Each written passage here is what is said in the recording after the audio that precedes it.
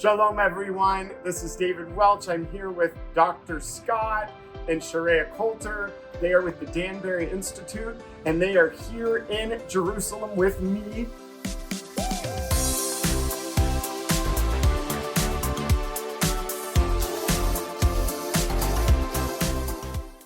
We are touring and learning what we can do as believers to support this land and the people of Israel.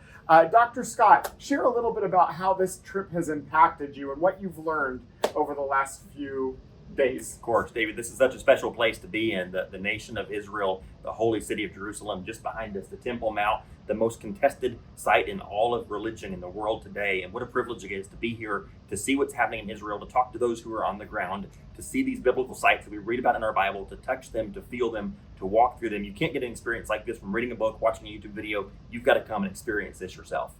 Now, Sharayah, you are representing kind of the communications end for a network of about 10,000 churches. So why is it important to bring pastors to Israel, but why does Israel even matter?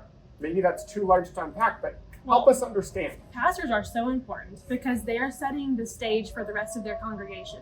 And what a pastor does and what a pastor thinks is important, his congregation is going to think is important. And so if a pastor places importance on coming to the Holy Land and looking at our Christian history and looking into our Bibles and being able to see them lived out in the Holy Land, then it's going to impact not only the way he lives his own faith, but the way he preaches from the pulpit and the way he encourages the congregation to do the same thing. Mm-hmm. So it's just, you can't replace how important it is for a pastor to lead out in that way. Wonderful. On a second side of that coin, have you felt safe? I have felt safe. The first time I came to Israel, I was maybe a little more concerned, but everyone around me kept telling me, you're actually more safe here than you are in several U.S. cities. And I actually believe that is true. I've been to downtown Dallas. Yes. It's not the safest place. So, but here in Israel, Israel takes their security very seriously, and that is taking lots of steps to make sure the people here are safe.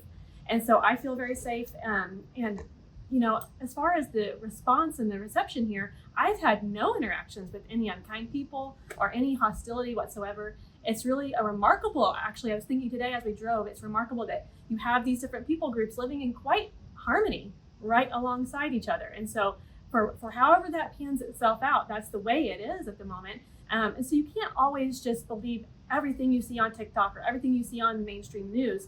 And again, that's why it's important to come here and see it for yourself and to watch about, reliable news sources. But yeah, there's been a wonderful reception here, and I'm grateful to have met Israelis of all different kinds as I've been here. Wonderful.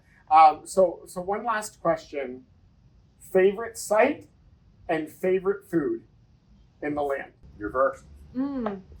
Well, favorite food is just simply the array of tomatoes and peppers and olives and all the fresh foods. I mean, every time I come into Israel, it's just a fresh, buffet of gorgeous fresh produce, and I think that's great. They're excellent at that. And then favorite site is really tough. Yeah, I know.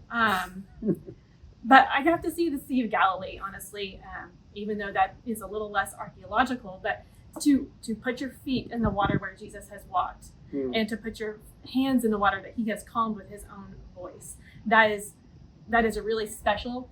It's like into that also the Mount of Olives. Like Israel is a place where it's not just the past, it's not just the current, it's the future. Yeah. One day our Savior is coming back here, and that's going to happen. And so it's really amazing to live in a time where we still live in the anticipation of that. And so for me as a Christian, that's really exciting. How about for Absolutely. you? Favorite food has to be the coffee and the fruit. It's unprecedented. Can't get it anywhere in America. So You've got to come over here for that. It's wonderful. And sight, there's so many, but just this morning we were at the Western Wall. You can't overestimate the spiritual significance of that location to so many people in our Judeo and Christian heritage. To come there and to pray and to ask God to intervene in the world around us, to be part of that this morning was so remarkable. You heard it from the Danbury Institute, from the Colters, and this is David Welch. We are thrilled to be able to be here together, but it's a little lonely, and so there's room for more. We look forward to welcoming you into the land. In Hebrew, we say, L'shana haba beYerushalayim, next year in Jerusalem, and may it come soon.